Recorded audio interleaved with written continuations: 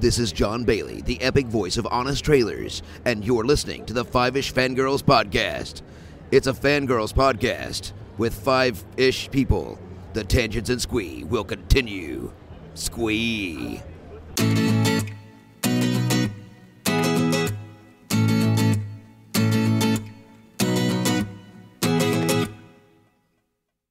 The tangents and squee continue all the way to episode 462 of the Fiveish Fangirls podcast.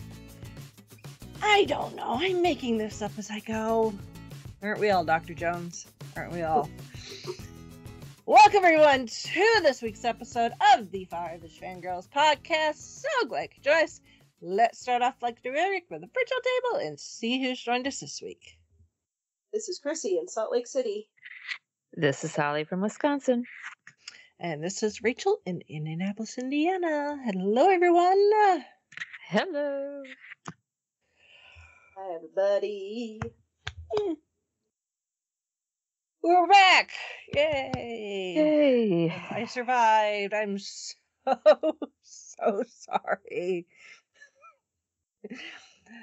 that we had to abruptly cancel last week, but I was struck with something. I don't know what it was. Give it whatever medical term you ever, whatever you think is appropriate.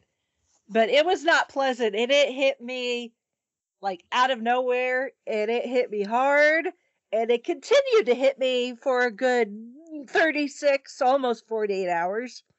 So, yeah, I was not capable of doing much of anything. Sleeping in between trips to the bathroom, and I'll leave it at that. Catching as much sleep as I can in between trips. So, I don't know what I got and where I got it from, but you wouldn't wish it on your own worst enemy. Well, maybe. I mean, that would keep them occupied from being able to do anything else. True. So, but yeah, I'm better now. Thank goodness. But yeah, that was, there was no warning. Like, I was just, 1 minute I'm fine, next minute I'm up and I'm in the bathroom and all hell's breaking loose. So, good times, everybody. But enough about my gastrointestinal issues.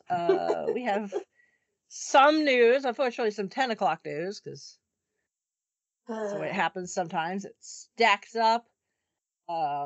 So recently, we lost Donald Sutherland, which, depending on how old you are, yes, he was either in MASH, the movie, which came before the TV series. The OG Hawkeye Pierce. He's the OG Hawkeye. Mm-hmm. Or he is in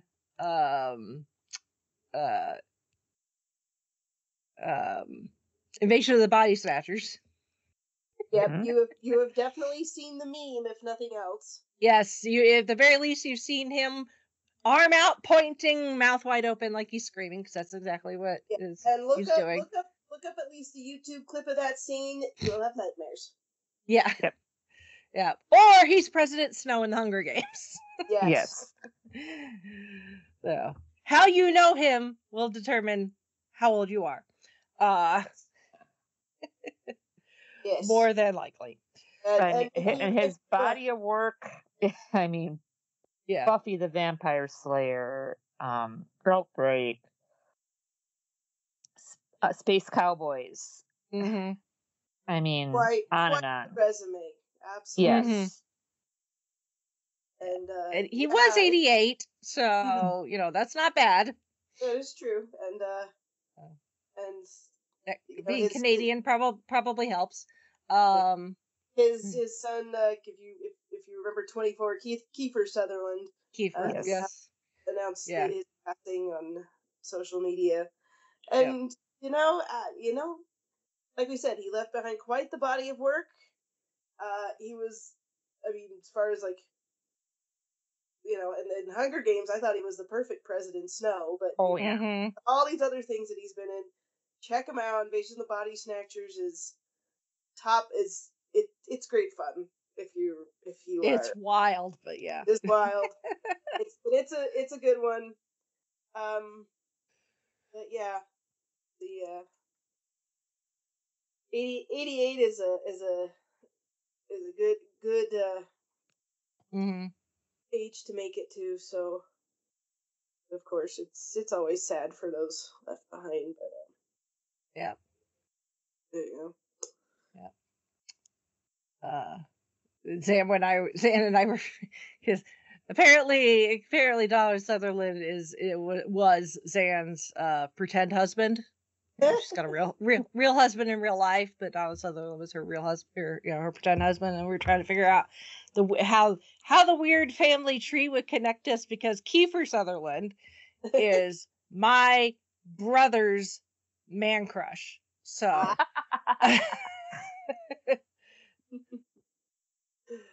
oh man, because whether men like to admit it or not, they've all got a man crush on somebody. Oh yeah. And for my brother, it's Kiefer. So one of these days we're gonna have to talk about 24, I think. Yep. Yeah, my brother finally got to meet Kiefer several years ago, and I thought he was gonna die.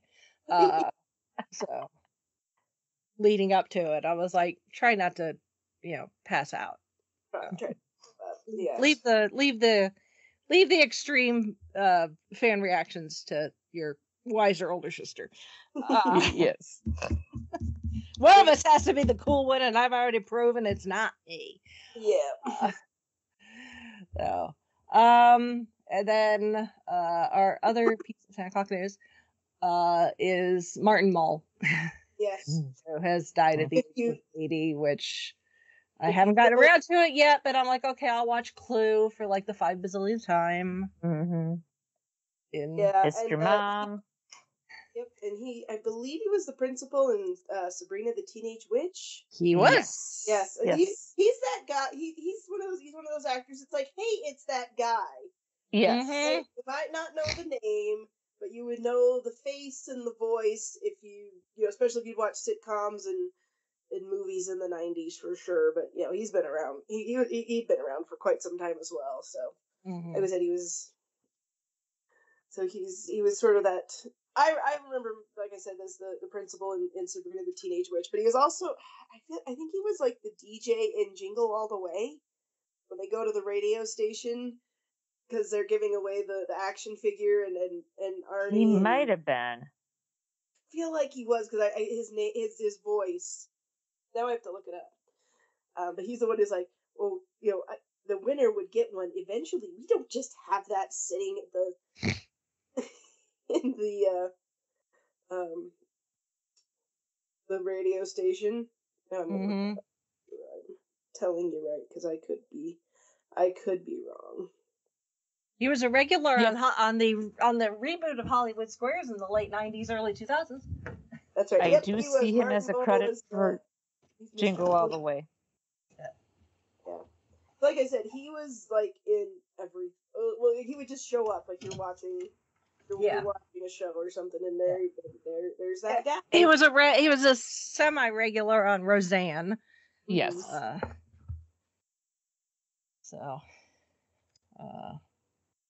But yeah, to me, he's always going to be Colonel Mustard. That too. In Clue. So.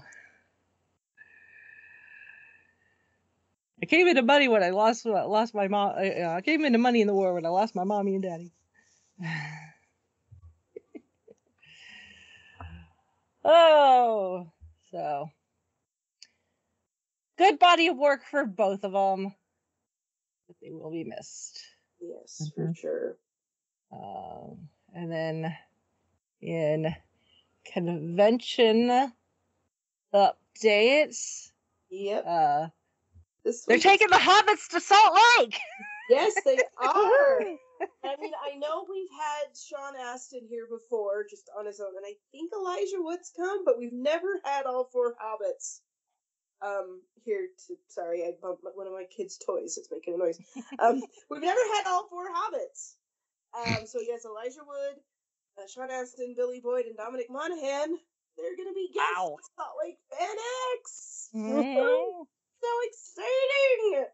Oh, Very. and we just Jared and I just went and saw a special screening of Return of the King, and I just love those movies. They're amazing. Saw it in theaters, and then they announced this at FanX, and I'm just like, oh, you guys are great. So I will see if I can, brave the throngs of people that are wanting to to see our delightful hobbits. But yeah, it's exciting. It's gonna be really cool. Probably definitely a lot of Lord of the Rings cosplayers, a lot of hobbits, a lot of little kid hobbits. Yes. I don't know if either of my kids would go for that right now. And neither of them really have curly hair, unfortunately, so don't know if it'll work, but it'll be fun. So we got the hobbits. Don't have to. Hopefully by September it won't be so hot that we feel like that we have to throw a ring into a volcano. It's been that hot lately, so hopefully by September it will be like a little more chill, a little more Shire-like, a little more Bilbo and Frodo's birthday weather. So, but that's exciting. You're getting all 4 hobbits. So. I know. I was like, really, all 4 of them? Like I said, we've had Sean Astin. Pretty sure Elijah Wood's been here, but I don't think the other 2 ever have. I don't know. I'd have to look that up. But yeah. Oh gosh, I'm excited. Of course, I've recently met Elijah, so so that's cool. And then slightly closer schedule-wise, because we are now a month out from Gen Con, which is nuts to think about. Few things to note, as I know some people, they're starting to get their badges and stuff in the mail. I unfortunately am not one of those people because I'm press. I have to actually show up in person and collect my badge. So, yay! But if you need to do like ticket purchasing for like event tickets and stuff, you need to go to the customer service kiosks for stuff, and you want to use cash. The customer service kiosks will only be doing cash transactions from 9 p.m. to 7 a.m. Wow. So, okay. Why? That I do not know. I don't know if that's a tech thing or a safety thing or what, but I don't know.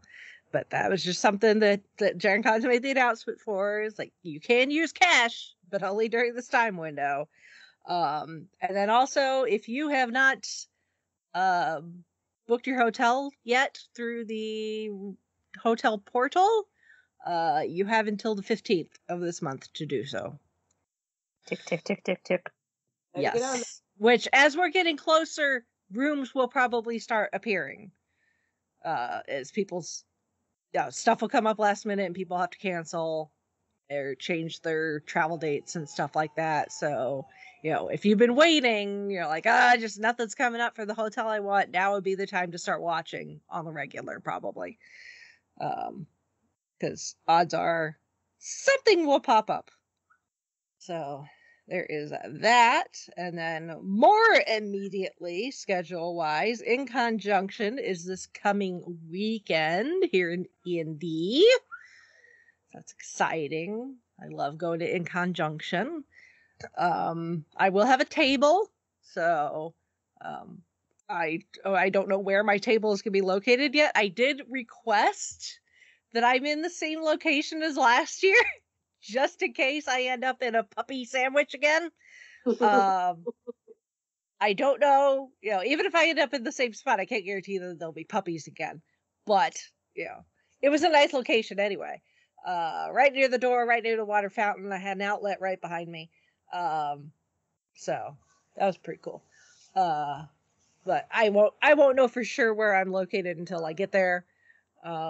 So I will make sure to post it. And I'm not doing like the crazy stuff like last year, I'm not doing like the raffle and all that shenanigans. I have some ideas for some other stuff, for just some interesting stuff for people to stop by and look at. Hopefully I'm in con crunch mode at this point. Somehow it got to July 1st without me noticing. I don't know how that happened. Oh, trust me, it can. I know. June just went by like that. It's nuts. And so yeah, if I can get my ish together, hopefully I'll have something interesting for the people to stop by and talk about. We'll see. I am doing a couple panels though. So I am doing Friday night at 8:00 in panel room 3. Always locations, time subject to change, so always check the schedules posted outside the doors. I'm doing From Sci-Fi to Wi-Fi: How Nerdy Women Have Shaped History. Yes, that title should sound familiar because I did the panel with that title last year, but this is a different crop of women. So this panel has been designed so that I can do a new crop of women every time. So don't be like, oh, well, I saw that one last year. It's a whole different crop of women. So volume 2. So. Volume 2. Yes. It is so hard to narrow it down because this is why I did it like this, because there are just so many women. So.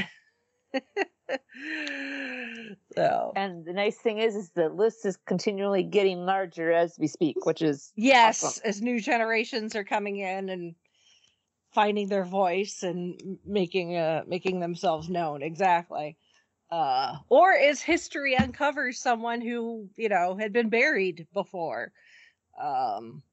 So yeah. But I look forward to doing that one. And then Saturday at 11 a.m. in the main programming, this is a new panel that I have created called Fandom Fusion: Integrate Your Passions into Everyday Life. So we're going to talk about how to be a nerd all day, every day, from sunup to sundown, at home, at work, at play, all the fun stuff. So you can be a walking billboard for nerddom like I am. If you want to. No pressure. And yes, there will be visual aids.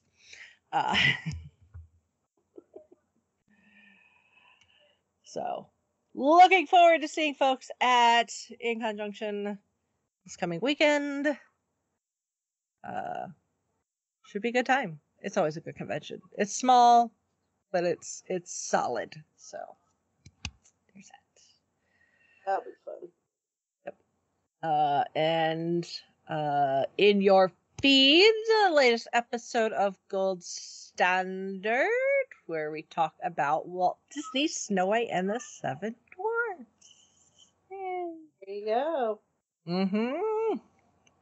The feature-length film that kicked off an empire. Started an empire. More than that, an entire genre of filmmaking. Yes. Yeah. So that'll be a good listen. So check that out. Yes. And then also this announcement might be a little early, but I'm excited for it. Jared's excited for it. We're both excited for it. Jared has a new book that is going to be out by the end of the week. In fact, he got the edits back. He should be working on the cover right now, I'm hoping. If the kids aren't piling on him. So this one, it's not in the Morgan Black series. It's a spin-off. Not a spin-off. It's a standalone. He's actually been working on it off and on since Alex was a baby. And now Alex is going to be 7, so that tells you, how long. But this one, its working title has been Mech Bunny. But the title, last I heard, although I don't know how set in stone this is, because he's gotten some feedback that he might change it. But the title I think he's going to go with is A Dance of Smoke and Steel. Ooh, like that. Yeah, so this is the blurb. Well, the second draft of the blurb, which I don't think he'll mind if I share this, because it helps explain what the story's about. So here goes. Conscripted is such a dirty word. It also happens to be an entirely accurate word to describe how Sophie, a regular high school girl, ended up piloting a 60-foot-tall robot built with stolen alien technology. Being literally alien to humans, it doesn't work very well for most people, and for the sin of having a brain that can use the neural link to the utmost, Sophie was plucked out of school before she could even finish her junior year. Flawed as it is, it was the only technology that allowed them to beat the aliens with more than a little help from the animal species humanity genetically uplifted to fight for them. That's old news for Sophie, though. The war with the Blues ended before she was even born. That war had scarcely ended with a new one had started, however, pitting the humans, horses, and rabbits against the aggressive and hungry wolves and foxes. So now Sophie tromps through the battlefield after battlefield, alone in her machine, except for her mechanic, a cranky old rabbit named Rake, who's also her only friend. All she wants to do is get home and dance, if only her enemies and her allies will let her. So basically, it's futuristic. People have genetically engineered animals to live alongside humans, and now there's a war, and they've established mechs in giant robots. Think Pacific Rim, as such, but only certain kinds of people can pilot them, and it usually tends to be young teenage girls with an aptitude for dancing. I have no idea how he came up with this, but then she has a mechanic who's a rabbit, and that so she pilots her mech as a dancer with her mechanic money. So he's been fiddling around with some AI generators just kind of for fun, and he's come up with some. He's not using them as covers, but he's come up with some images of a girl with a bunny and a rabbit in a coverall, like a mechanic coverall sort of thing in front of a big mech, and it's been kind of fun. So anyway, this one's finally going to be done. It should be a lot of fun. I don't know if it'll become a series. He had thoughts of it at one time, but we'll see how it sells, how well it does. But yeah, we're excited that it's going to be out, and we will have, once the link is available, we'll post it somewhere. Like I said, Jared hasn't gotten it up yet, but it is coming by the end of the week. And if nothing else, I will definitely make sure to mention it again next week, since it should be up. But look for that. Just go follow Jared on his author page on Amazon. Mm-hmm. And all his books are in Kindle Unlimited. So if you have, because you should be already. Yes, you should. Yeah, and if you have Kindle Unlimited, you can just read his books. It's included in that. And I think last night, most of the time when he talks about it is he does really well in Kindle Unlimited. Like, people will buy the book, but a lot of people find them through KU. So anyway, so that's coming up. If you're interested in sort of alien space warfare, but with cute little bunnies. Well, okay, he's the bunny. The rabbit is actually kind of grumpy, but in an endearing way. So yeah, it'll be good. It'll be fun. So, sounds like it. Check it out and leave reviews when you can. Mm-hmm. Awesome sauce. Yeah. And then not necessarily a update, because Holly's already taken care of book club for the summer, but to remind you, we've already taken care of book club for the summer. Mm-hmm. So no need to go and be like, oh, new month, time to vote. It's already been taken care of. So yes, new month, new discussion. Yes, but yeah, all the discussions are left open anyway. So if you're not Correct. done talking last month, then that's fine. So yeah, this month is a 6-chapter adventure, Harry Houdini's War. There you go. So Rachel, happy as a clam. You say Sixth Doctor, you say Sixth Doctor, and I go, what? Huh? When, where, why, how? Yeah. And I thought, kind of wishing I could be in multiple places at the same time, so I could be at Long Island Who? With said Sixth Doctor. Yeah, and I thought since Harry Houdini's kind of been brought up in the past couple of series, why don't we toss this one into the mix? Yep. There you go. All right. And then stay tuned to August, and we'll have August book discussion up, or you can always check the blurb that I have put in at the start of June with the summer schedule. All right. Moving on to feedback, but quite a bit of feedback, and it's all from Shalane. We had feedback if we recorded last week, and then she sent more feedback after we announced that there would be no show, and then she thought of one more thing, so quite a bit of feedback from Shalane. As tends to happen, and that is okay. Yeah. So, starting at the tippy top here, she says, "Hey girls, hope you had a good 10-year anniversary. I was curious if you girls plan on talking about Robin Hood Men in Tights and Willow." Possibly. It's been a hot minute since I've seen Robin Hood Men in Tights. It's not one I like when I think of Mel Brooks. It's not one that I'm like, you know. But possibly. We can put it on the list. Yeah. We do really need to give Mel Brooks more. I mean, we've done Spaceballs, so which is good. Yeah. We did do Spaceballs, the podcast episode. We did indeed. Yes. And supposedly Spaceballs 2 is finally now in early stages of production. The search for more money. Yes, like they need, like Mel Brooks just had a birthday in the last few days. The man turned 98. 98, yes. So I remember thinking like, oh gosh, he's almost 100. Yeah, it's like we need to get the Spaceballs 2, the search for more money going. Yes. While he's still with us. Yes. So granted, he could hold on, for a while. Was it Kirk Douglas, when he made it to like 103 or something like that. So something like that, yeah. So yeah. But still, we need the search for more money. Yeah, yes. it has to have Mel Brooks's fingerprints on it, because if someone just takes the name and like, well, I'm going to do this, it's not gonna be as good. Sorry, it's just not. It has to have Mel Brooks working on it in some way, shape, or form, because Mel,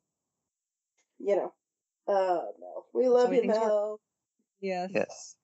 He's a stubborn Jew. He'll stick around. Let's see. Speaking of physical media not doing well at the box office, maybe girls should do an episode of movies that are good but didn't do well at the box office. Or so like movies that didn't do well in theaters that are now like considered good, I think is what she's trying to. Okay, because I'm thinking stuff like, or had become known as video rental classics. Yes. We had done a few of those. But... Yes. Princess Bride is definitely one of them. Yep. There's a whole... I got Princess Bride on the brain because I'm reading a book series that's sort of an homage to that. But cool. Yeah. I'll talk about that another time probably. Yeah. Yay! Color me intrigued because I want to know said series. Oh yes, I will let you know in the chat, and listeners. Well, I got Sounds good. The other 2 books. But anyway, okay, that would be a good. Yeah, there may be some that people may not realize. I think there are some out there that people don't, because some of these movies have become so popular, right? And they sit that I think people maybe assume that they've always been popular. So people may be surprised. They'll be like, "Yeah, actually, this didn't do that well when it was first released." Yeah. Which is why home video is such a big deal. Physical media. This is a soapbox and hill that I will plant my flag on and die on. We need it to come back. Yes. Hold on to it. It needs to stay. Yep. Anyway. So also going back to the 90s dub of Sailor Moon, I found a video of their panel at Fan X where they talk about the English version of Sailor Moon. Yes, I think I was in that panel. Well, I was in the audience. In the audience. I was not on that panel. No. But no, Too bad! That would have been awesome. No, I would have gotten dogpiled because my opinions on the 90s English dub diverge quite a bit from received fan wisdom, and maybe one day we will tackle that topic because you know what, it really wasn't that bad. Like some of the purists just need to get off their high horse. There, I said it. What are you gonna do? Come steal all my Blu-rays?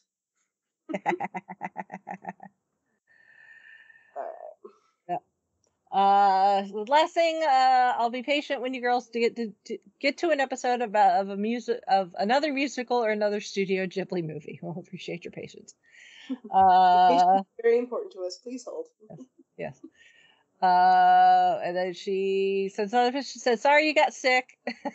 Thank you. It was not fun. Here's some feedback I forgot to send you last time. Pixar did have 3 movies that got sent to Disney Plus. So Luca and Turning Red after theater releases.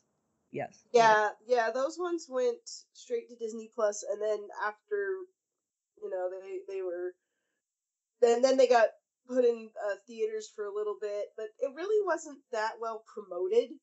So I don't know that they really made any money in the theaters. In fact, it came and went, and I saw a thing it was like Turning Red made so much money. I was like, ew, I didn't even know it was in the theaters.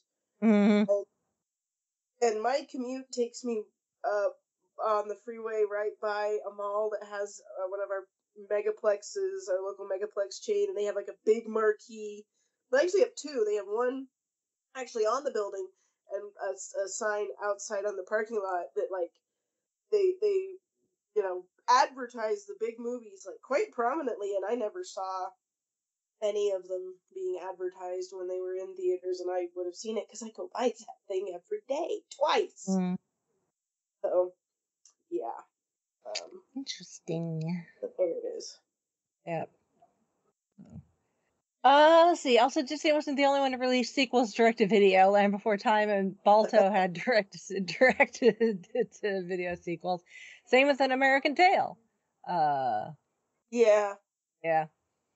And then they retconned that Fievel Goes West didn't happen, which makes me sad because that was Jimmy Stewart's last movie. But whatever.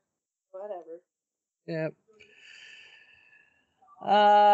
Plus some other animation studios like DreamWorks, Sony, Warner Brothers, and Blue Sky before Disney bought Fox. Sequels have been successful at the box office, but sometimes they're hit and miss. Yeah, it's just as we've said plenty of times, there's no magic formula when it comes to releasing movies. No, there really isn't. Acquiring success. So. And the sad fact of the matter is, and this isn't just with sequels, but this is with everything. People put out movies and they're like, hopefully they hit. So, and sometimes they do, sometimes they don't. And then, but when they have a big mega hit, the corporations just have this really bad tendency to just squeeze all the juice out of that cash cow to the point where it's like, okay, another one of these, sure. You gonna do anything new? But then people try to do new things but there's fewer new things. So I wonder if there's been a study done how often do you have a hit? I mean, because you got to put so many things out, and not everything is going to be a hit. But then you have all of this average to crappy stuff, but then you get that one hit. I was like, I wonder what the ratio is of hit to miss. And it's how, because but then you don't have enough new stuff coming out. Yeah. So you can't find the hit because it's not the radio's not working. Okay, that made more sense in my head when I was thinking about it, but maybe you get what I'm saying.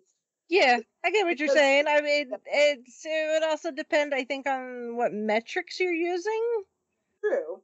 Because there's some movies that don't make a crap ton of money, but are like considered a hit because they get a lot of like awards. Right. And that's, I mean, we So. see that in Oscar season where we have that big divide of, oh, these Yeah. are Oscar movies, therefore they are going to be worth your time. But, you know, the rank and file, you know, general populace is like, I don't care about that movie. I want to go Mhm. something that's more to my taste. So, Mhm. so yeah, there are definitely two kinds of currency in entertainment. There is, you know, actual money currency of like this made a gazillion dollars, and then there's Mhm. the currency of awards. It's like how many shiny little trophies do you have, or even nominations to Mhm. although if you get nominated for a bunch and never win, that's a whole other thing. Mhm. But yeah, hits and flops. It's not an exact science, and No, it's not. yeah, and part of it is like the studios get, you know, they have to decide like which things are going to greenlight, which things are going to make money, and I think right now they're like, well, we're going to do all these sequels because these properties are proven to make money, so they're going to be less likely to greenlight something new and creative and inventive because they're like, well, this might not go. Mhm. So I don't know. I don't know what to tell people. Yep. Because I'm just kind of looking through her feedback, and I'm like, okay, I see Yeah. where you're Yeah. here. Yeah. Let's see. It says the DreamWorks is hit as more hit and miss. Don't get me wrong, DreamWorks films are good, but their other films need more work, and some of them flop at the box office. Also, they're coming back with a Shrek 5 after the fourth one was supposed to be the last one. Yeah, I know. Well, Toy Story 4 was also supposed to be the last one. So, Yeah. I think they're copying Toy Story. After Toy Story said they would end on 4, they said come back with a fifth one. Because sequels get more success at box office, but sometimes their origin stories do as well. Well, DreamWorks copying the Disney formula? No! Never happens. No. Jeffrey Katzenberg. I mean, Yeah, it's not like DreamWorks was created by a former Disney animation executive or something. Cats and dogs laying down in peace and harmony. Oh my goodness. Pandemonium. It was pandemonium, but yeah. DreamWorks was very much built out of spite. Let us say. And you know what they did? They found success with that formula to a point. And then Disney was like, "Oh crap, we are resting on our laurels. We got to get our shit together." And they did for a time. But anyway. Yep. Also, I think DreamWorks is taking on the Disney idea because there's going to be a live-action How to Train Your Dragon coming next year. Oh my gosh! Hopefully, that will be the only live-action they will do. Oh, let's hope. Guys, you are forbidden from making a live-action Shrek. Just no. No. Absolutely not. We already have Shrek the musical. That's good enough. Yeah. That is it works on stage. It will not work on film. Just absolutely not. You know, you can make 10 Shrek sequels. Fine. Do not do a live action Shrek. Right. For the love of sanity. Unless they decide to take Shrek the musical and turn that into a live action movie. Okay, well now if it's like they all of Mean Girls, you know, the movie and like put that in theaters, that's fine. But I could just see them doing some awful nightmare fuel monstrosity of CGI and mocap. Oh yeah. Something else like no. Yeah. All the fans need to give off the okay on Toothless and a few other people before we go ahead with said live action. Yeah, don't wreck our quasi. I mean, I know it came out after I was, grown up. Don't mess with that part of my fandom, please. Yeah, I mean, there are certain things, and I can't remember who. There was one filmmaker. I can't remember if it was somebody who used to work at Disney, or if it was something else. They were talking about animation and about how they were asking so they were being asked about the live action sort of thing, and they're like, no, you can't do like these animated movies live in a format of you can do so many things with animation that would just look terrible in live action. So like and I wish I remember who it was. It was like a week or so ago. I was listening to a YouTube video and they quoted this person, and it's like, you cannot. And it was somebody. Oh no, Pete Docter from Pixar, because I guess with Inside Out he had been asked like, oh, well, do you think you'll ever do any live action Pixar movies? And he's like, well, no, because they're animated for a reason. They look good in animation. You can't do that in live action. Yeah, we're not doing that. And I'm like, there are just some things that just it's not don't work. We have in the real world we have things like physics and I mean and body shapes and sizes and Uncanny Valley and just no, we're not doing that. Yep. Oh, thank you. Oh. Let's see. That being said, I've seen footage of there's like a live, I say live, like stage show at one of the foreign Universal parks that has like How to Train Your Dragon, like a show, and they've got like a giant toothless puppet that can fly around like above the people that are sitting in their seats. That's really cool. I think I mean, if they did it as like, I mean, Jim Henson wanted to do stuff like that with Labyrinth and Dark Crystal and have it be a puppet, like a Muppet sort of a. That could work because it's actually there, but I just know they would like, here's this weird CG thing. Like, but if they were more apt to do like a physical prop, that could work. I would be on board with that, but I know they won't do it because computer, we gotta overwork our VFX artists and oh gosh, like no, go back to puppetry and do stuff like that, guys. Yeah, it makes it look better, and you're more likely to be like, okay, I know this isn't a real dragon, but I don't care, it looks good.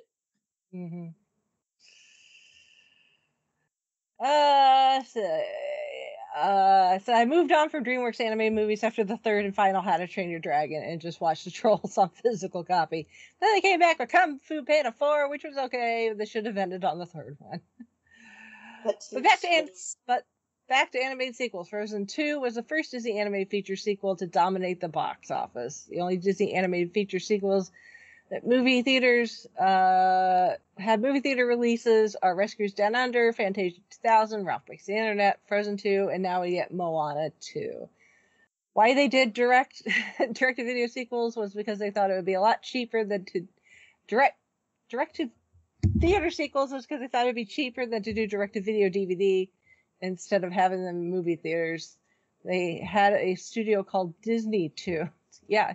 Vaguely remember Disney Tunes. So. Yeah, that was the DuckTales movie. They did that one, and Goofy movie was supposed to be under that one, but because the DuckTales movie didn't do as well as they'd hoped, Disney Toon folded or they did away with it or something. I don't know.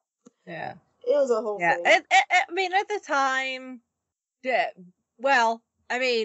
Disney figured out when. Eisner, I believe is when Eisner came in, that releasing stuff on, at the time, VHS could make a crap ton of money. There was a lot. There was the profit margin was greatly in their favor. Yes. To put it mildly. Here's the thing. Movie theaters take a cut. They take a significant cut, and they should, because they have employees, they have overhead, they have all the things that they have to pay for to make the movie going experience what it is. But if you put that stuff on VHS and you like have your cheaper animation studio put it together, it's like, yeah, it doesn't look that great, but it's on VHS. And then you have families like mine, where all, in the 90s, where all the kids are 10 and younger, they're like, Mom, there's that Aladdin movie. It's a sequel. We want to watch it. Go get it. And even as a kid and you're watching, it's like, this doesn't look like the first Aladdin, but I don't care because it's still Aladdin and it's the genie, even though he doesn't sound right. And then you buy all those VHSs, and pretty soon you've got a big wall of shelves filled with those clamshell cases of those VHSs. That was a thing. And some of them were decent. I'm not gonna pretend like this was high art, but there were some that were pretty good. Although I will say, Shalane, there's one you missed. Peter Pan Return to Neverland did get a theatrical release. That was one you missed, by the way. Not that I'm flexing or anything. Years later, John Lasseter decided to stop doing sequels because he became the chairman for Disney Animation and Pixar. So now I think we're in the era of sequels that are finally getting movie theater releases and part of the Disney animated feature films. Yeah, I think they're just like, this one worked. We'll try it. This one didn't work. Yeah, because straight to Disney Plus. Yeah, because I mean, it's gonna cost them. It's going to cost them the same amount to make the movie, regardless of where they release it. That is true. But when you hear them talk about, like, movie budgets, and like, oh, this movie costs this much to make, a lot of times that also includes marketing, and some of these studios spend in my mind, a stupid amount of money for marketing. Like, the rule of thumb I've heard is, like, take the budget that they say it costs to make and double it, and that's what they need to make back, because it includes marketing and stuff. But then, and even that might be a little too, generous as what they spent, because sometimes they spend even more on marketing. So, it's they got to make their money back on this stuff, because they hurting. Yeah, they're not doing so good on some of this stuff, and but if sequels are what's gonna bring it, I guess that's what's gonna pay the bills for the foreseeable future. Or keeps the lights on. Yeah, I guess so. So yeah. Let's see. Going back to DreamWorks, the reason why I moved on from DreamWorks films was because Sony animated films are becoming more successful, like Spider-Man Across the Spider-Verse. It's going to be like the next How to Train Your Dragon, and Hotel Transylvania is like the next Shrek. In my opinion. Well, entitled to your opinion. Plus Illumination, the company that did Despicable Me and Super Mario Brothers, are also hit and miss. I only care about Despicable Me and Super Mario Brothers. I know some people that are like over the whole Despicable Me. It's also apparently because I guess the director or whatever of the Despicable Me movies said that they're going to keep making them without aging up the characters significantly. Which really is like, yeah, you could say that now while you're in charge, but the minute somebody else gets in control, what you say could go right out the window, for one thing. It is definitely. They've made like movies that are just the Minions, and I've heard like the Minions movies are not very good, but again, they made money, so makes them the monies. We're gonna get more Minions movies. Yeah, and I think some people were just all like, well, these girls that grew adopted, they can't stay like that age for forever. Like, they don't need to do, like, the next one and suddenly they're, like, 50 and Gru is, like, retired and in a nursing home or something, but, They're like, in high school and, having teenage issues and... Yeah. But at the same time, it's like, my dad's so embarrassing, he's an evil mastermind. Yeah. That actually would be... But, how to embarrass your kids when you're a... No, I could see, like, the girls being very, embarrassed by Gru, but then, like, their friends and stuff, like, man, your dad is the coolest, he's got, like, giant robots and stuff, and they're like, oh, Dad and his robots, why do you have to do that so much? So embarrassing. Can't you come pick us up in a regular vehicle? Yeah. Right. Or their friends, why do you want to always spend time down in my dad's lab and not with me? Yeah, that could be an issue too. Oh goodness. Let's see. Anyway, my top favorite animated studio films, animated animation studios are Disney, Pixar, Sony, Warner Brothers, DreamWorks, Illumination, and Blue Sky. Going back to DreamWorks and sequels, they came out with the Megamind 2 that was direct to streaming on Peacock. It looks totally cracked. Well, they gotta have that streaming content. They spent all this money making their own streaming service, and gotta have something to bring in the subscribers. Yeah. That's what all the Megamind fans are saying, and if it was a theater release, it would have flopped, probably. I didn't even know they made a Megamind sequel. I really liked Megamind. It was a fun one. Yeah. Also, some fans of Kung Fu Panda are mad at DreamWorks for the fourth Kung Fu Panda as well. Probably thinking they should have stopped at 3. Yep. Well, we live in a time. Yep. It'll be interesting to see how all this shakes out in the end. Yep. Long term, we'll have to wait and see. Some things may surprise you with how they end up doing. It's something we're going to touch upon here shortly, actually. Somewhat relevant.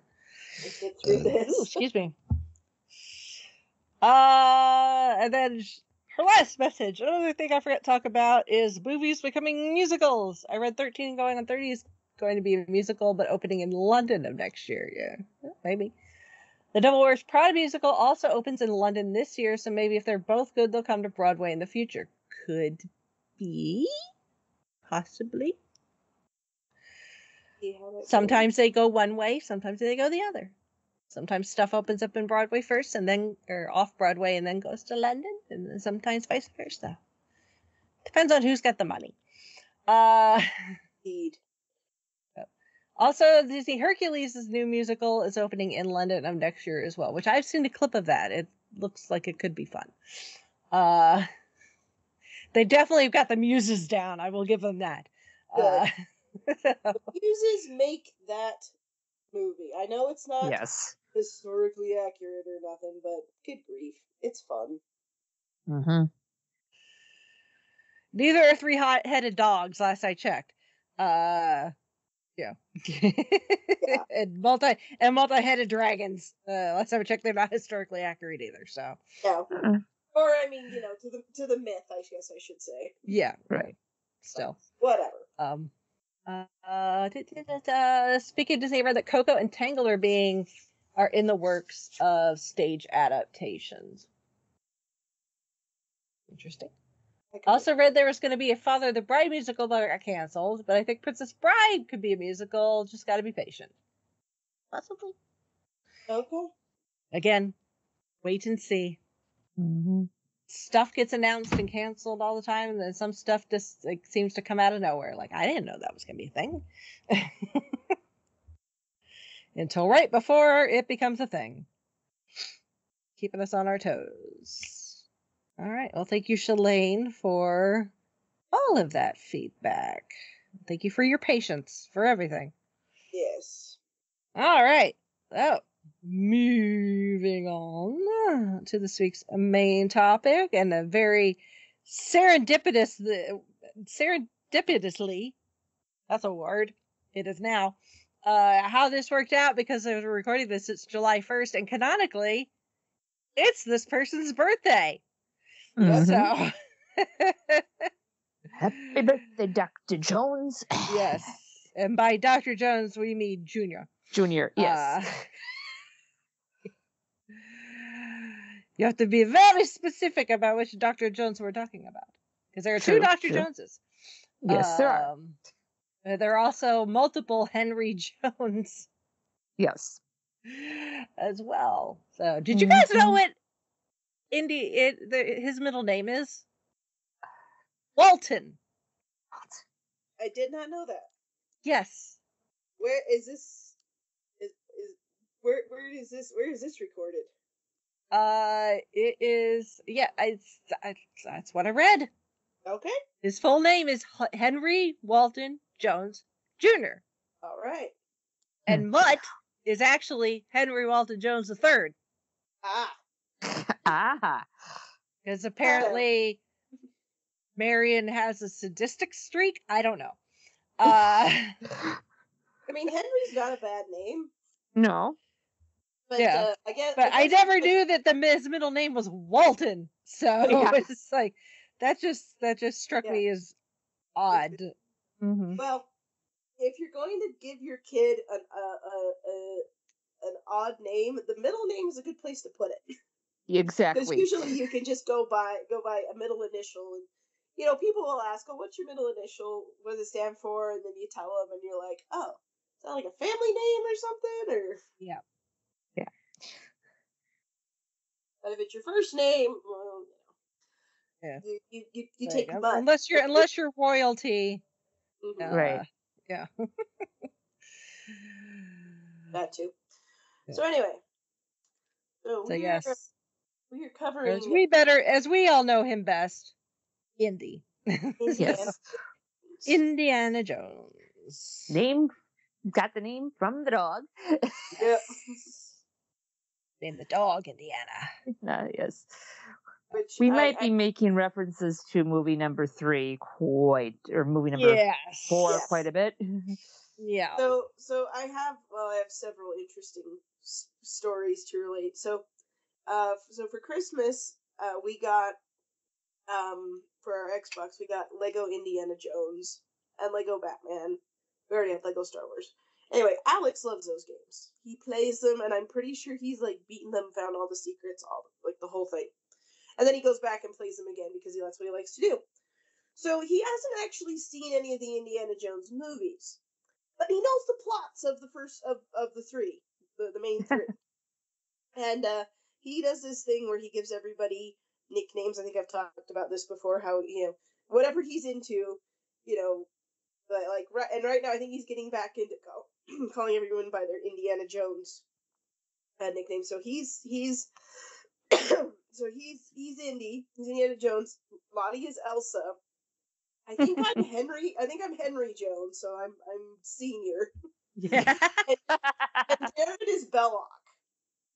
Ooh, whoa! For him, because I can't really he was calling him like Bellows or something, and we couldn't figure out who is this. And then he was playing the game and he was playing as Belloc. He's like Bellows, and I'm like, oh my gosh, it's Jared, you're Belloc. Oh boy. Yeah, I mean, he's in 10 more years, you're gonna have to bring up the fact that he referred to his dad as a Nazi. Yes. You're going to have to, because he doesn't understand that part of it, because the game really doesn't go into it. It's just these are the bad guys and they're going after the Ark and the whatever. It's just oh my gosh, kid. It's you could they could do Sala or right. You could even take short round at this point. Right. I mean, Jared. He's got the right height, and with the facial hair, he could be Sala. Yeah, yes. Exactly. That's what I was thinking that Alex would go for Jared. So too. And I was like, why am I not Marion? Exactly. Or you know what? Even Willie. Willie would be funny. Oh yeah. So that's the other thing in the game. All the characters, they have depending on what character you're playing, they all have different little abilities. Well, Willie's ability, she screams and breaks windows so you can get into certain places. Cool. I'm surprised there wasn't an option to dump a trail of perfume. Yeah, I guess. Yeah, that'd be interesting to have to explain. Poor Kate Capshaw. Yeah.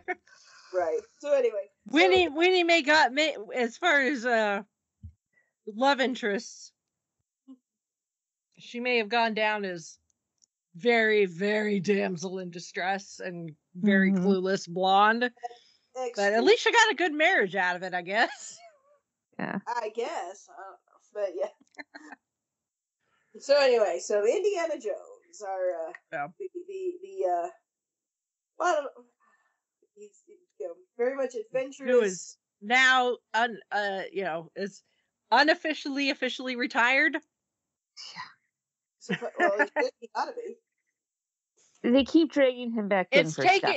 It's taken 40 years thereabouts for them to finally complete the original contract. Like, we've touched upon the origins of Indiana Jones just a little bit when we talked about John Williams and then also Steven Spielberg. Right. About how after doing Star Wars, George Lucas and Steven Spielberg were both on vacation in Hawaii. George obviously was trying to take a break away from Star Wars. Steven was taking a break after doing Close Encounters of the Third Kind, which is also very special effects heavy. And they were just chit-chatting about what they might want to do next. And Steven mentioned that he wanted to do like James Bond. Mm-hmm. And George was all like, maybe not James Bond, but how about James Bond-esque, but with less gadgets? Because George had already had this kind of idea for like this archaeologist, kind of treasure seeker type character. And Stephen was like, hey, I like that. And then famously they're all like, who should do the music? And they were both like, John. Duh. And so, Indiana Jones, it was actually Indiana Smith was the original name. Thankfully they changed that because that just sounds weird. Doesn't quite roll off the tongue. Yeah, a little bit. But when they went to get this thing rolling, the contract or whatever that they had created was for 5 movies. So technically they've now fulfilled their contract. Just not with all the original players in place, like as far as distribution and all that fun stuff, because obviously Disney has bought all the Lucas stuff ages ago. But it was it's and we've also talked about this too, because we've pulled Harrison Ford's name from the hat, so we've talked about him as well. So we've kind of touched upon Indiana Jones several times, just never actually give Indy his due. But now with the 5th and supposedly final film, Indy is unofficially retired. It better be the last one, because Harrison Ford's in his 80s, and I don't know how many more adventures they can conceivably go on with him at this point. Sorry, but according to the Young Indiana Jones Chronicles TV series, that is told from the is like a 93-year-old Indiana Jones, recalling back adventures of when he was a teenager and then an early adult in college and stuff. So, granted, that's not Harrison Ford, but still, the character of Indiana Jones, in theory, should live to at least 93. 8 years of age, not the year. But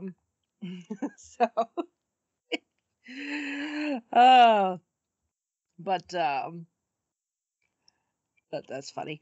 But yeah, you're right. I mean, Harrison Ford, he's given Indy his, a good farewell. He's given Han Solo a farewell. He finally got what he wanted with Han Solo, with them killing off the character decades later than he wanted them to. I find it interesting that he so badly wanted them to kill Han Solo so that he could get out of it, and it proceeds to jump into what becomes another major franchise. Right, yeah. Well, paychecks. Yeah. Yes, I don't know. That's true. I think maybe he felt.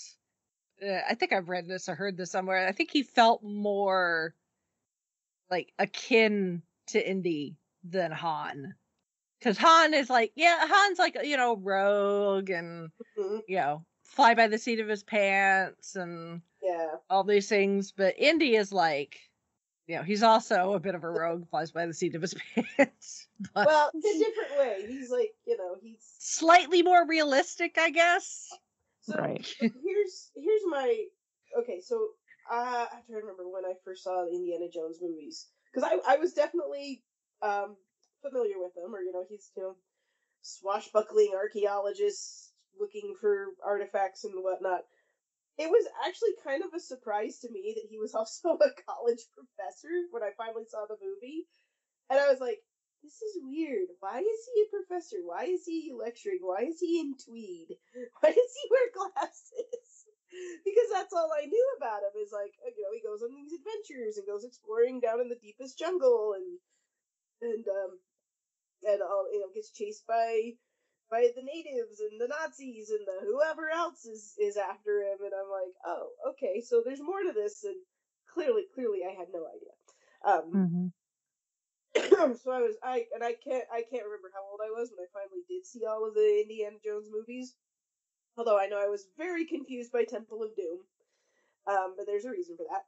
And but yeah, so it's so when you talk about Han Solo versus Indiana Jones, like one's kind of flying by the seat of his pants and very roguish scoundrel sort of thing, and Indy's sort of in that same vein, but comes at it from a different direction, I guess, because he also has responsibility to his his university and all that kind of stuff. Whereas Han Solo, he's out for himself in the beginning. So I could see where it's similar but different enough that they're very different characters. Yeah, I don't remember how old I was either, and I'm sure I was exposed to Indiana Jones via my brother. Just like he was also the one to expose me to Star Wars and James Bond.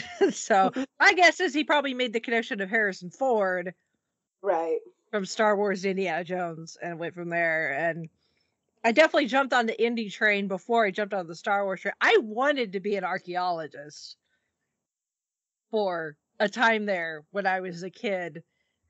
Obviously not aware that, excuse me, that archaeology is not anything like what Indiana Jones actually does.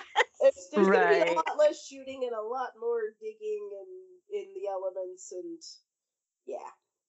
research, studying, also the desk job part of it.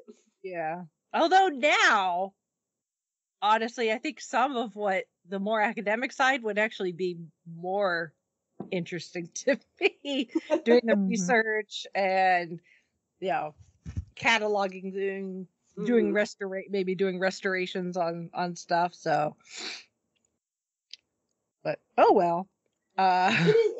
It is an interesting field of study. I don't know if I would want to do it as a profession, but I will read about it, or I will go to museums and see what you guys what everybody found and listen to lectures and stuff. We'll do that. Yeah. But yeah, Indy's always just kind of been a fixture and like pop culture wise in my life for as long as I can remember. And I know I did not see any of the movies fresh. Obviously the first one came out before I was born. I was 1 when Temple of Doom came out. And I would have been 6 when Last Crusade came out. So it would have been a little bit later, but I do remember I do remember going to the drive-in that was near my grandparents' house when I was really little, and I remember the scene where it had to have been Last Crusade, where he's in a train car full of snakes. Oh yeah, the very opening. The very opening. I remember that part, and I remember it freaked me out and I have not liked snakes ever since then. But that's the only part I remembered the movie, and then I saw it years later. I'm like, oh, that's what this came from, because I could always remember there was a scene of a kid falling in a train car full of snakes, and I was like, nope, no, thank you. And then I never remembered what the movie was because I was really little.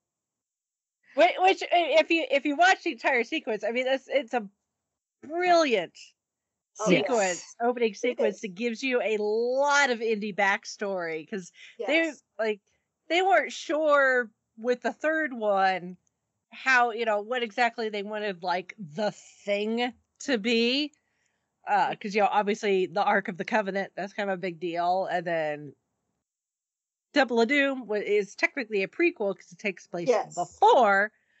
Which I wish I'd known that going into that one, but yeah. oh well. I think a lot of people did not realize that. Because, I mean, you do 3 movies in less than a decade, and you're at, here's afford to age that quickly, so it's like you can't really tell. Well, and like, George, this is, Harrison Ford, who had been in Star Wars, and George Lucas is working on, so you're kind of thinking, you're in the mindset of, oh, Star Wars, yeah, it was a beginning, middle, and end. And it's a trilogy. Yeah, even now some people think that Temple of Doom is technically a chronologically second. So it's like, no, sorry. Oh. But what was I saying? Oh yeah, the plot. And so they weren't sure if they wanted to do like another like MacGuffin type like object.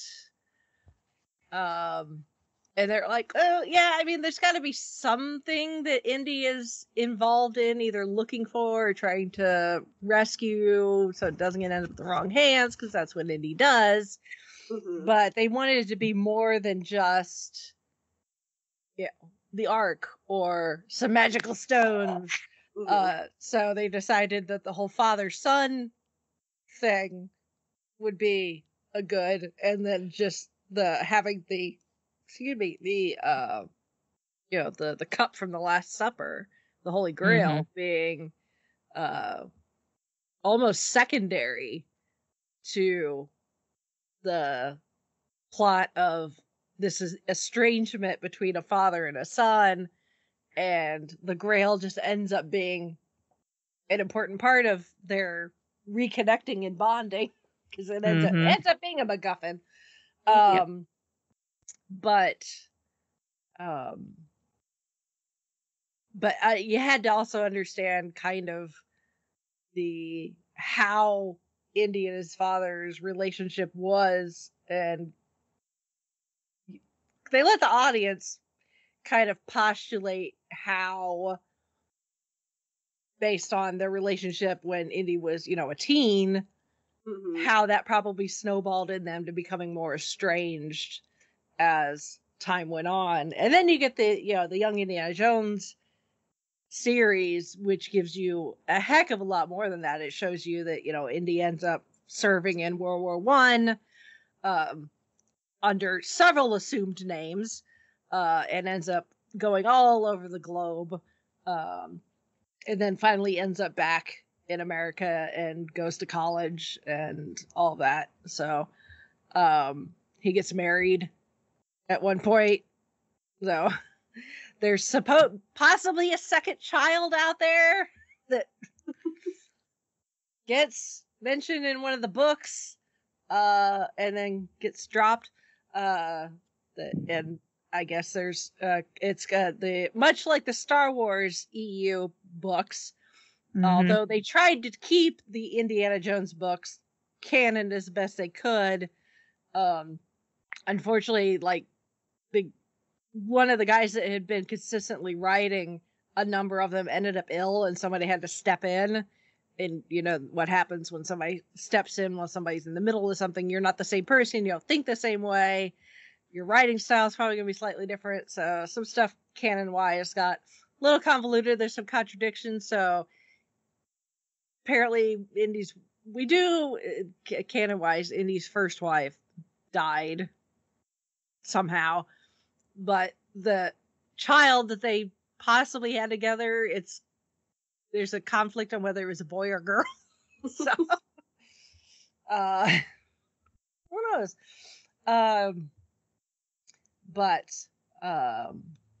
So yeah, Indy, once he was old enough to get out from under his father's thumb, literally and figuratively, he went off and built his own life, essentially, and that allows us to kind of postulate that, so that when he and his father are thrust back together with this whole Holy Grail thing and Nazis, the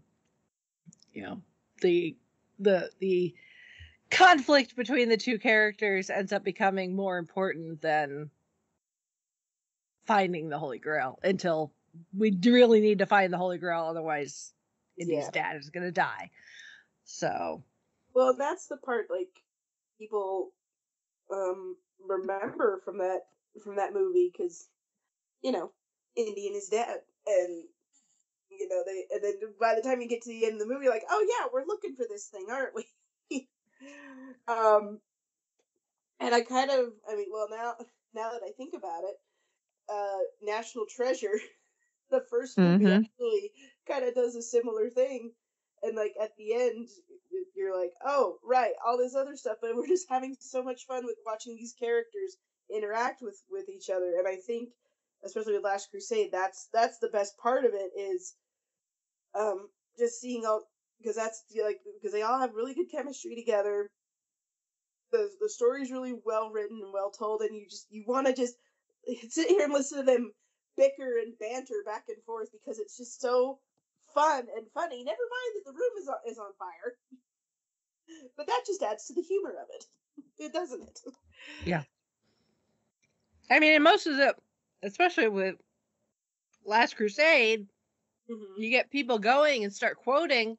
It's usually bits that are between, Harrison Ford and Sean Connery. So exactly. Those two just are like, I have no idea if they, I don't know if they got along off camera or anything like that, but their two characters are just like back and forth, and I'm like, no, don't stop, keep going, this is fun. Love you guys. Yeah. It's so good. And the thing is like, even with the like the big stretch in between, the franchise has never really died down. We had the television series Young Indiana Jones Chronicles, which didn't run for very long, unfortunately. No. But I guess people weren't quite sure what to make of it, because it was live action, but it was also like kind of. I remember it. I remember seeing episodes of it, not during Saturday morning cartoons, but it was like in that time after, where you're like, okay, the cartoons are over, but we're not, ready to do like, regular programming, and it's not an infomercial, so it's like, here, we'll just kind of watch this, and it's like, oh, okay. I wasn't like a faithful watcher of it, but I did see a few episodes here and there, which I don't remember too much of it. I just remember they were there. It's very much like, adventure of the week. Yeah. Indy goes on adventures and meets real life historical figures. Yeah. Like Teddy Roosevelt and T.E. Lawrence and Picasso and Hemingway, and a lot of those historical figures will be played by guest stars, and there were some very notable guest stars. Not every guest star was playing a historical figure, but it'd be very much, if the very least watch would be like, spot the celebrity who may or may not been a celebrity at the time that they did this. You got people like Catherine Zeta-Jones and Daniel Craig, obviously way before he was James Bond. Right. And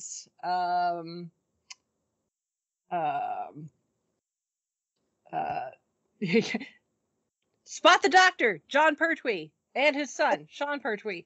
Yeah, it's like one of those things like, hey, you need a paycheck? Here, come on this show. Yeah. But yeah, it was very much, it also kind of felt like one of those, like a PBS show. It's like, here, we got to make this educational too, so yeah, you're gonna learn your history. It was Wishbone, but with Indiana Jones as a kid. Mm-hmm. Yep. That's a good way of putting it. I miss The world of Wishbone. Indiana Jones. But yeah, So there were that two would be a seasons. team up There were two. Yeah, but there were crossover I'd only love. there were only two seasons. And then a handful of TV movies. And then that was it. Actually, River Phoenix, who plays, teenage Indiana Jones in that opening sequence of Last Crusade, had been offered to do the series, and he turned it down. And then Harrison only appears once. Obviously, as Indiana Jones of that age. Right. So,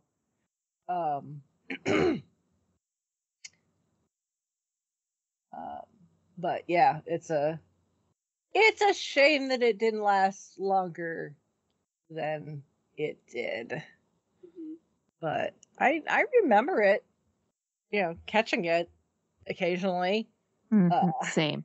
On TV, but I never seen it like in like order, back to back to back. So right. It was an ABC thing, and I was kind of, if I was home and it was on, I'd watch it. But otherwise, if other things were going on, it wasn't appointment TV. Yeah, and unfortunately, it is not. It was on Disney Plus at one point. It is not now. So, why they would take that off, considering all of the Indiana Jones movies are on there, I don't know. Give it time. It might be a cycle thing with licensing. Maybe. Well, it was an ABC show. I know, but I don't know. There could be some other. Who the somebody's got distribution rights or something somewhere. Yes. Mm-hmm. I'm looking this up. Oh, you can buy it on like Apple TV, Amazon, Google Play, Fandango at home, but it's not available streaming anywhere unless you buy it. Yeah. At least according to Just Watch. Which okay. Yeah. I'm like, Carrie Fisher was a scriptwriter on that one. Hey, well, there you go. Yeah, I'm keeping it in the family. The Lucasfilm family. But yeah.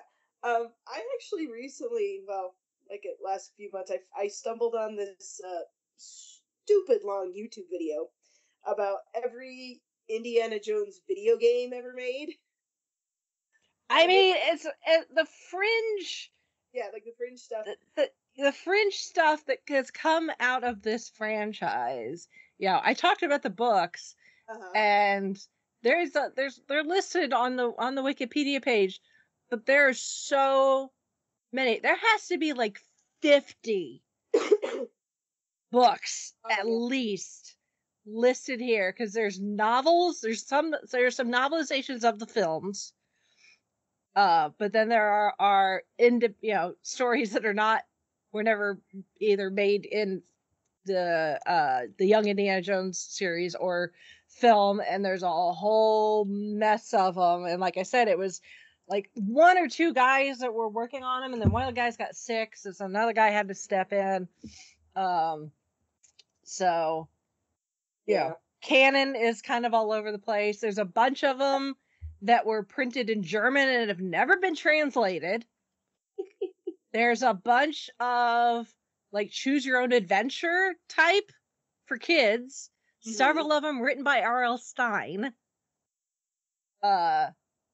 There's Scholastic has like middle school grade novels for the OG movies. And then they did two more that were Untold Adventures. And then there's the Random House did a whole bunch that are tie into the Young Indiana Jones Chronicles TV series. So it's indie at that age range. And then also there are some novelizations of some of the TV stories. And then there are some other choose your own adventures that are young Indiana Jones. There's some graphic novels. There's some comic books. Marvel had the rights to Indiana Jones for a while there, so there was some comic books. The comic book rights have since gone on to another company. I don't remember who it is.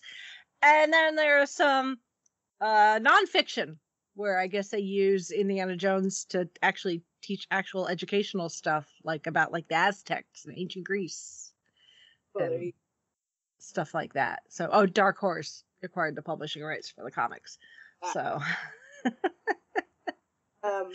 yeah, and then there are a crap ton of video games.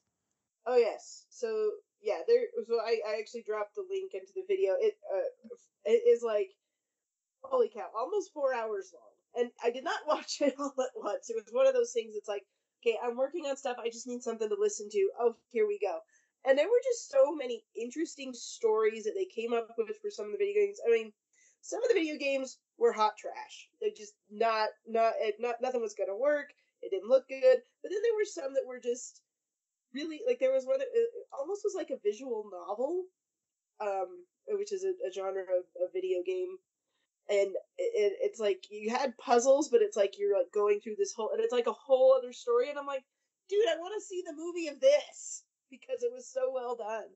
And now I can't remember which one it was. But if you watch the video, we'll put it in. Maybe we'll put it in the show notes.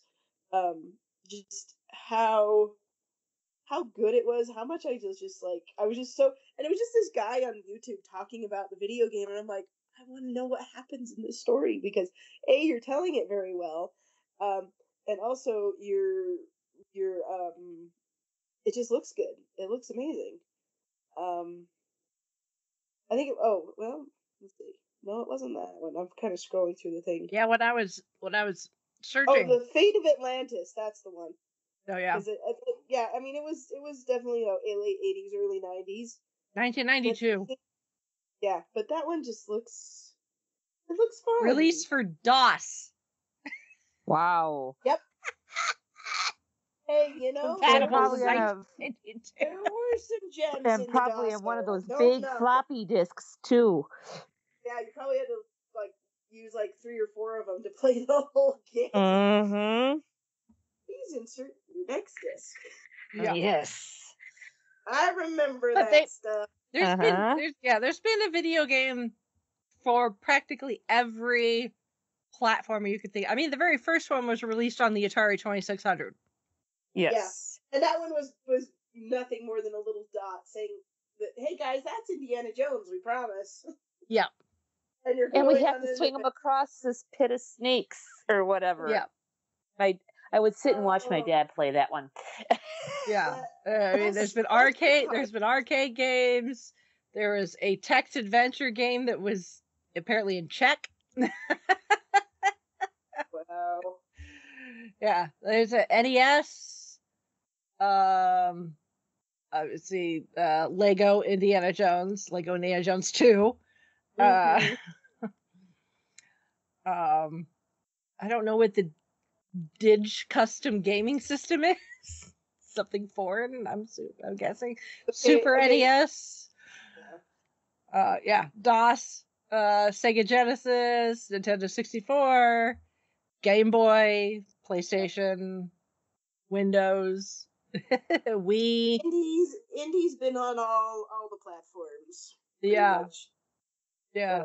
But when I was doing some searching, I found a trailer for a game that's supposed to be released this year called Indiana Jones and the Great Circle. Huh.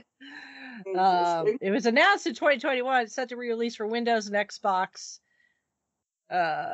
some point this year. So, well, keep an eye out for that one, gamers. Hopefully, yeah.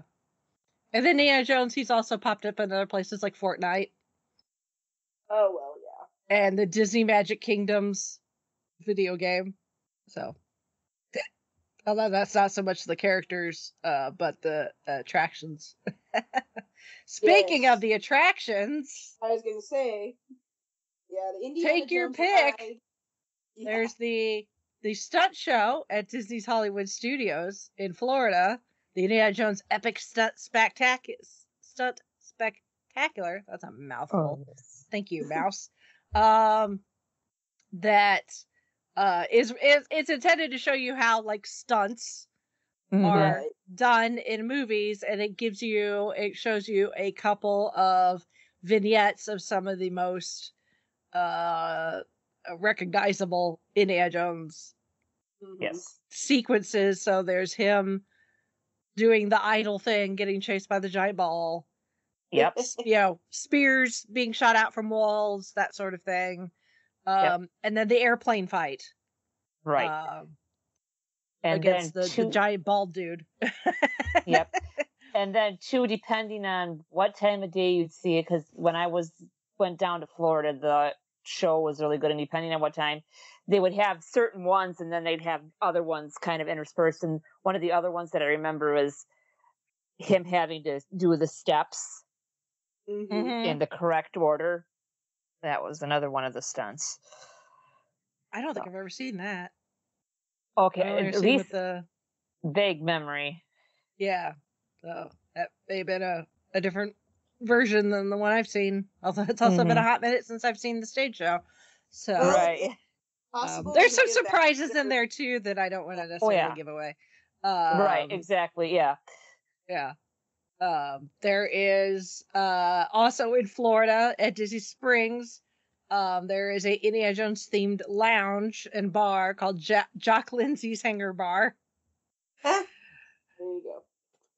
I have not had a chance to go see it yet. I don't know if Reggie is slithering around somewhere in the bar or not. There is the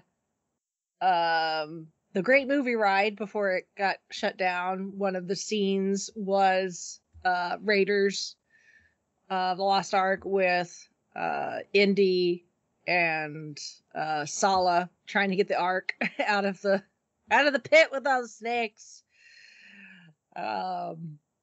In Paris, there's Indiana Jones et le Temple du Perle. You can probably figure out what that kind of means. Which is a roller coaster. Temple of Doom? Yeah. Peril, Doom, yeah. It's a roller coaster. And then both at Disneyland and Tokyo Disney Sea have the Indiana Jones Adventure, which at least I don't know if the theme is the same at Disney Sea, but the one in California is you are visitors going to the Temple of the Forbidden Eye, where lots of people have gone and don't return, so going to find this great treasure. Indy is one of them. Nobody's heard or seen from him.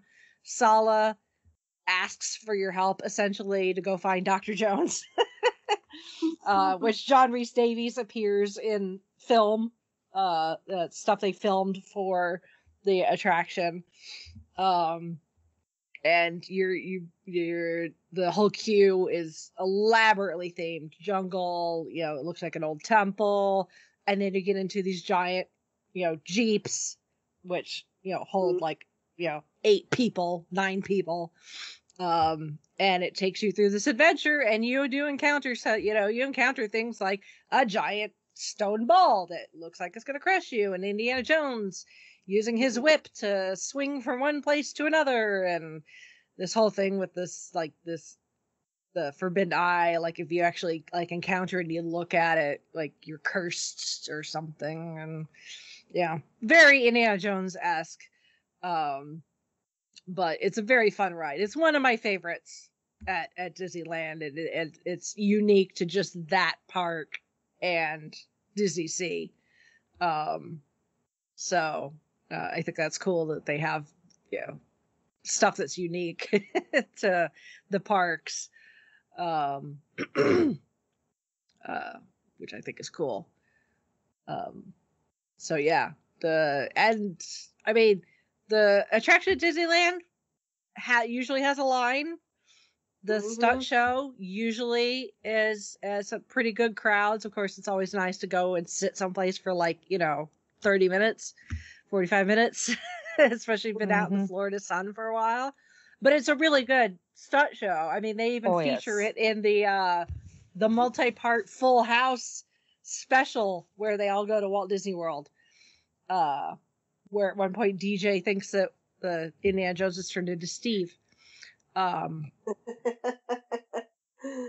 that was a good So, episode. yes. I just showed my age, didn't I? So, yeah. The franchise has not, like, even when, you know, you had these huge gaps in between movies, you know, because obviously from 89 to 2008 is a bit of a stretch.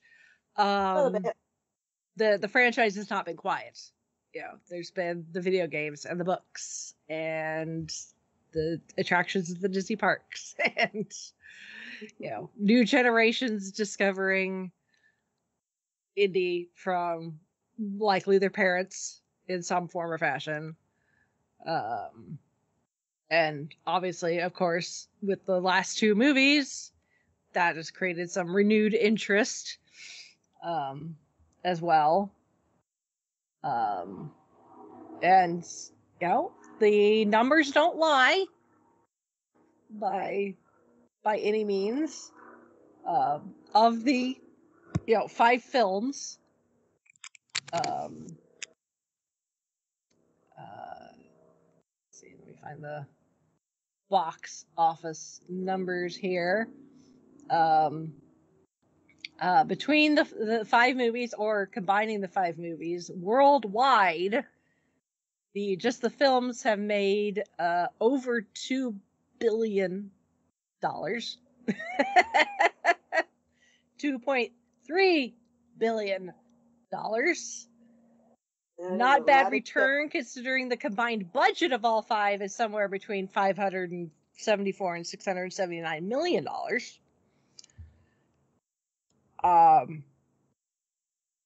Box office ranking,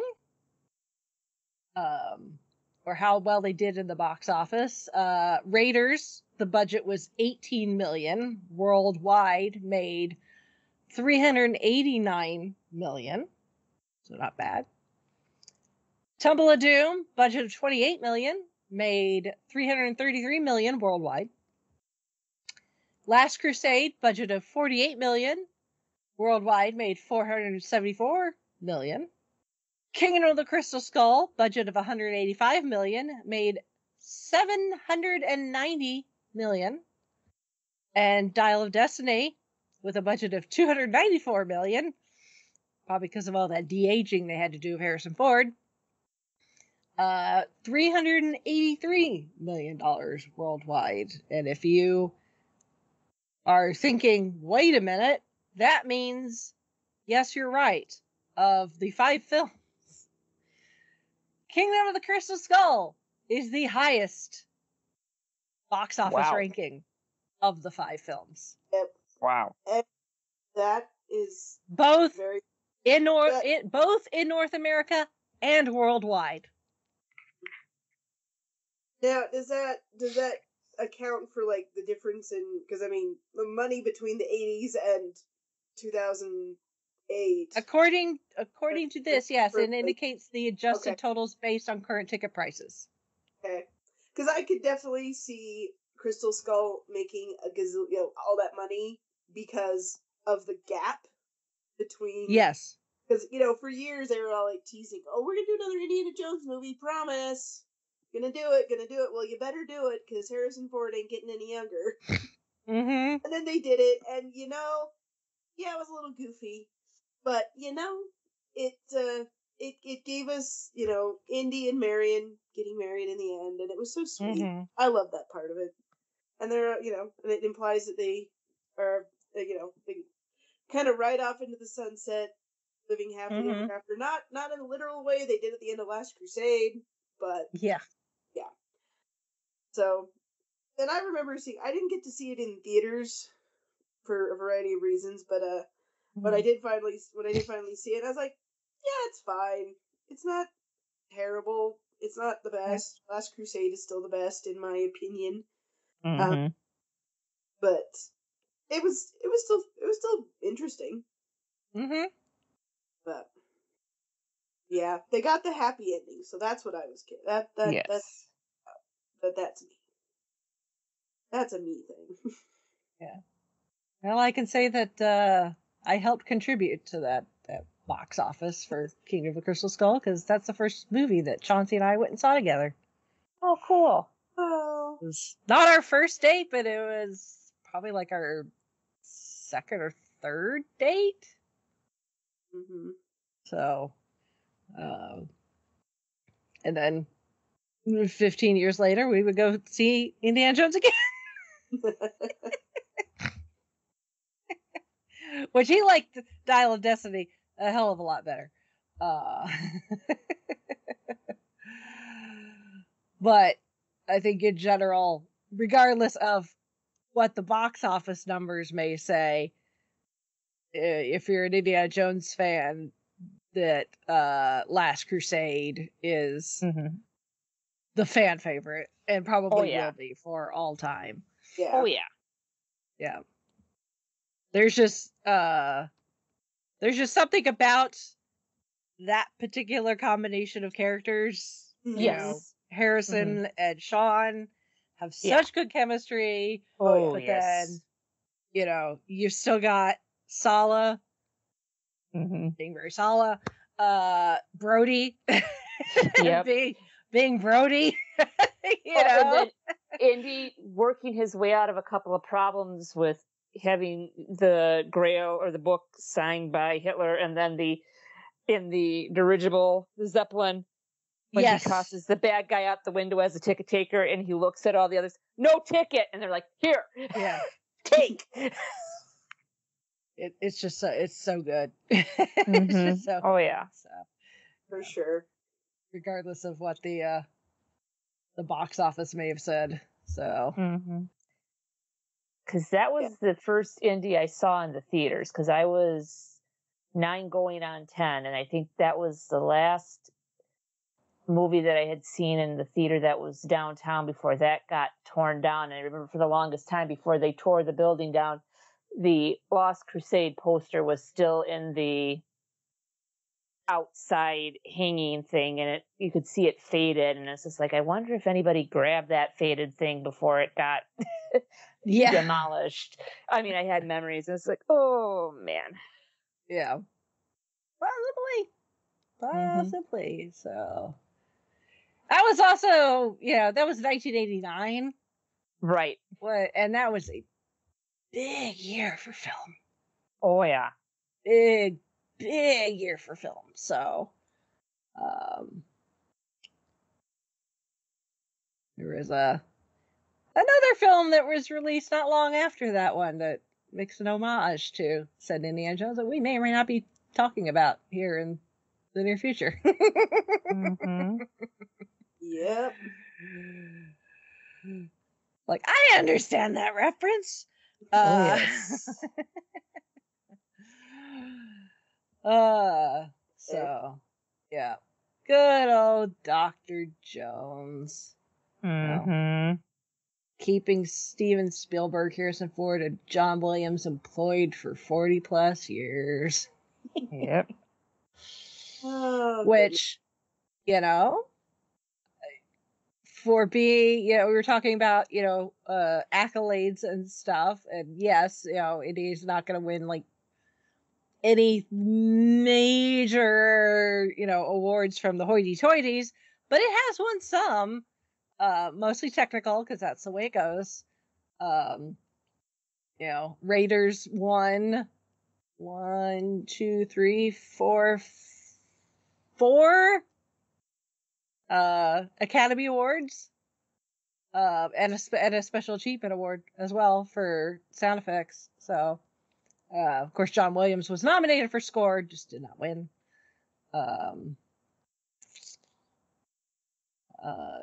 And that's been kind of the case for most of the indie films. Usually it cleans up pretty well at the Saturn Awards sometimes.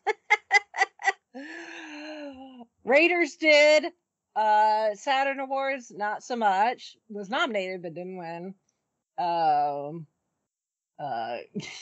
King of the Crystal Skull, for better or for worse, won Raspberry for worst prequel, remake, ripoff, or sequel. Oh, jeez. Oh, and the Dial of Destiny won a couple of Saturn Awards. So, Best Fantasy Film, Best Actor for Harrison Ford, and Best Music for John Williams. So, John Williams, he's retired from Star Wars, and I believe he's retired from Indiana Jones as well now. So, Yeah, that would... but yeah, it's been a hell of a ride, Dr. Jones. Yes. So if you haven't watched any indie movies in a while, go pop it in, whether it's a Blu-ray or popping it up or bringing it up on streaming. Go watch them; they're always a good time. Yeah, and like I said, all the films are on Disney Plus. Yep. Unfortunately, the Young Indiana Jones series is not at the moment. But you can also get physical media. We have the OG trilogy both on DVD and VHS. Because we're old school like that. So yeah, if you've not given Dr. Jones his a look at recently, you may want to. I think that's all she wrote. I think so. Well, if any of our listeners want to pipe in with their thoughts on any of the Indiana Jones franchise, whether it be the movies, books, games, or you've gone to the attractions at Disney lately, or whatever you want to talk about, send us some feedback. Our email address is fiveishfangirls@gmail.com. You can also visit our website, which is thefiveishfangirls.com. That has links to all of our social media. You can leave comments there as well. You can check out the show notes, because we'll link to a bunch of things there, stuff we discussed on the podcast or just whatever. And also, if you want to help support the podcast, we have a Patreon. We also have a merch shop, so check those out. Again, linked on the website, and you can also download us any of the usual podcast catching avenues. We're there, pretty much all of them. And of course, as always, thank you for listening. Thank you for your support, your comments, your feedback, your whatever it is you do. And we love you for it. Thanks for listening, and take care out there. And I just heard my child make a pterodactyl. I think that's our sign to... Yes. He was doing so good, too. Yeah. Maybe done. Like, good timing, kid. Yeah. So, yeah. I better skedaddle soon. Yeah. With that, we shall sign off for this week. This is Chrissy saying goodnight from Salt Lake City. This is Holly from Wisconsin saying good evening. And this is in Indianapolis, Indiana. And remember, X never, ever marks the spot. Unless it does.